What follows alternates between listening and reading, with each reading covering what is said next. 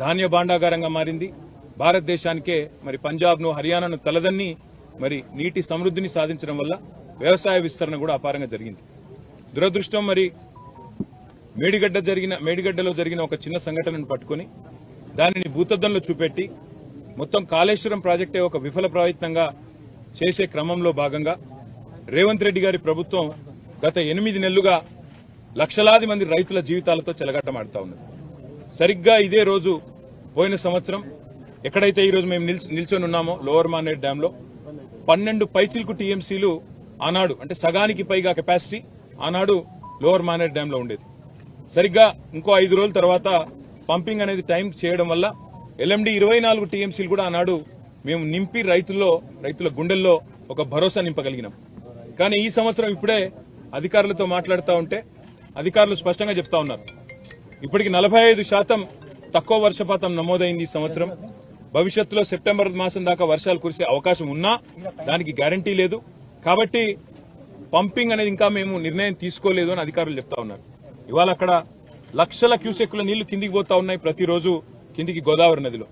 మేము అందుకే మా పార్టీ యొక్క శాసనసభ్యులు శాసన మండలి సభ్యుల ఒక బృందం ఈరోజు అసెంబ్లీ సమావేశాలు ఉన్నప్పటికీ అందరం బయలుదేరి ఇక్కడికి వచ్చి ఇక్కడ ఎండిపోతున్న లోవర్ మానేర్ డ్యాము, దానిపైన ఉన్న మిడ్ మానేర్ డ్యాము, ఆ పైన ఉన్న ఎస్ఆర్ఎస్పీ, అదేవిధంగా ఫ్లడ్ ఫ్లో కెనాల్ మీద ఉన్న వేలాది మోటార్లు ఇవన్నీ కూడా మరి చూడడానికి, అదేవిధంగా ప్రభుత్వాన్ని డిమాండ్ చేయడానికి రంగనాయక సాగర్ గాని, మల్లన్న సాగర్ గాని, కొండపోచమ్మ సాగర్ గాని, అన్నపూర్ణ రిజర్వాయర్ గాని వీటన్నిటినీ నింపినట్టయితే రైతుల్లో ఒక భరోసా నింపినట్టయితది.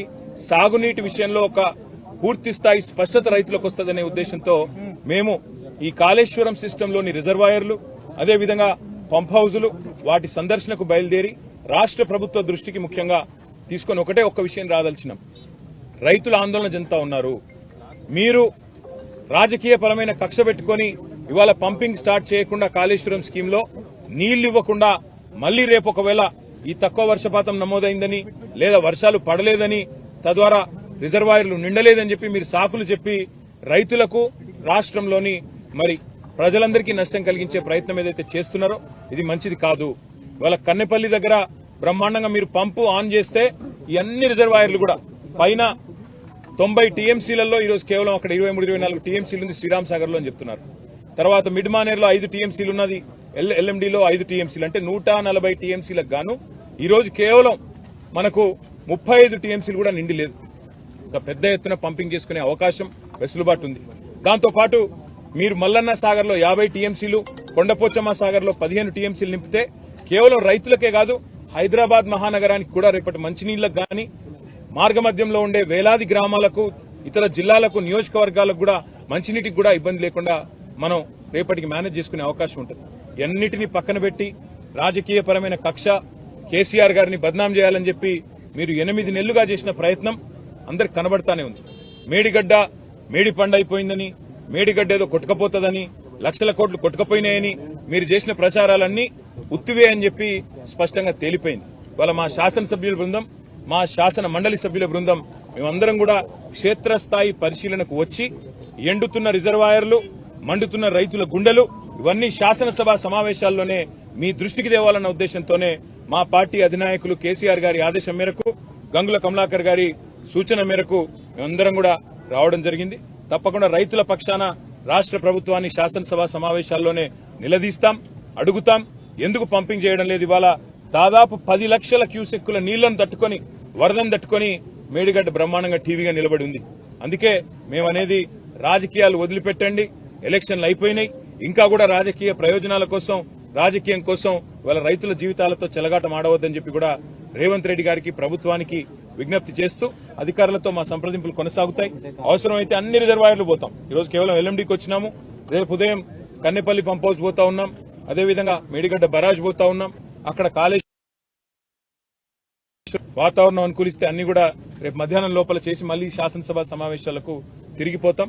పాత్రికేయ మిత్రులకు కూడా విజ్ఞప్తి, దయచేసి రైతుల వెతలను, ఎండుతున్న రిజర్వాయర్లను కూడా మీరు కూడా దయచేసి ప్రభుత్వ దృష్టికి వచ్చే విధంగా మీరు కూడా ఈ అంశానికి ప్రాచుర్యం కల్పించాలి, ప్రచారం కల్పించాలని చెప్పి కూడా విజ్ఞప్తి. Thank you sir. అంటే ఇప్పుడున్న దశలో ఆ నీరు ఫ్లోటింగ్ ఉంది కదా, ఈ టైంలో పంపింగ్ చేసే అవకాశం ఉంటుందా? రేపు కన్నెపల్లి పంప్ హౌస్ దగ్గర ఈ టైంలో కాదు బ్రదర్, 40,000 క్యూసెక్కులు దాటితే ఎప్పుడైనా పంప్ చేయొచ్చు. ఇప్పుడు అక్కడ 10 లక్షల క్యూసెక్కుల నీళ్లు కిందికి వృధాగా పోతున్నాయి, వందలాది టీఎంసీల నీళ్లు కిందికి పోతున్నాయని చెప్పి ఇంజనీర్లే చెప్తా ఉన్నారు. ప్రభుత్వ ఆదేశాలు రాలేదని చెప్తున్నారు. కాబట్టే మేము ప్రభుత్వాన్ని కోరుతున్నాం, వెంటనే రివ్యూ చేయండి, చేసి రైతుల గుండెల్లో భరోసా నింపండి. ఎప్పుడైనా చిన్న ఇదేం పెద్ద అర్థం కాని ముచ్చట కాదు బ్రదర్. ఎప్పుడన్నా మన ఇంట్లల్లో నీళ్లు వస్తాయి, ప్రతిరోజు గంటనో 2 గంటలో నీళ్లు వస్తాయి, ఇది మున్సిపల్ నీళ్లు. ఏం చేస్తాం మనం? ఇంట్లుండే బిందెలన్నీ నింపుకుంటాం, ఇంట్లుండే కుండలన్నీ నింపుకుంటాం, డ్రమ్ములు నింపుకుంటాం, పెట్టుకుంటాం. ఎందుకు? వచ్చేది గంటనో 2 గంటలో కాబట్టి దెబ్బన నింపుకొని పెట్టుకుంటాం. మేం చెప్పేది కూడా కదే, కింది గుత్తగా పోతున్నాయి నీళ్లు, వాటిని పంపు చేసి మొత్తం ఎస్ఆర్ఎస్పీ నుంచి మనం కట్టిన కాళేశ్వరంలో కట్టుకున్న రిజర్వాయర్లన్నీ నింపుకుంటే 240 పైచిలకు టీఎంసీల నీళ్లను ఆపుకోవచ్చు. 240 టీఎంసీలు అంటే 24 లక్షల ఎకరాలకు నీళ్లు ఇవ్వచ్చు. ఒక టీఎంసీతో 10,000 ఎకరాలకు నీళ్లు ఇవ్వచ్చు. నీళ్లున్నాయి, తప్పకుండా వెంటనే నింపి పెట్టండి అని చెప్తున్నాం. అంతకంటే ఇలా బేచజాలకు పోవాల్సిన అవసరం లేదు. మేము చెప్పినాం కాబట్టి చేయొద్దు అనే ఆలోచన వద్దు, రైతుల కోసం చేయమని ప్రభుత్వాన్ని కోరుతున్నాం. కానీ ప్రాజెక్టు రేపు మాట్లాడదాం, మిగతా విషయాలు మాట్లాడదాం రేపు.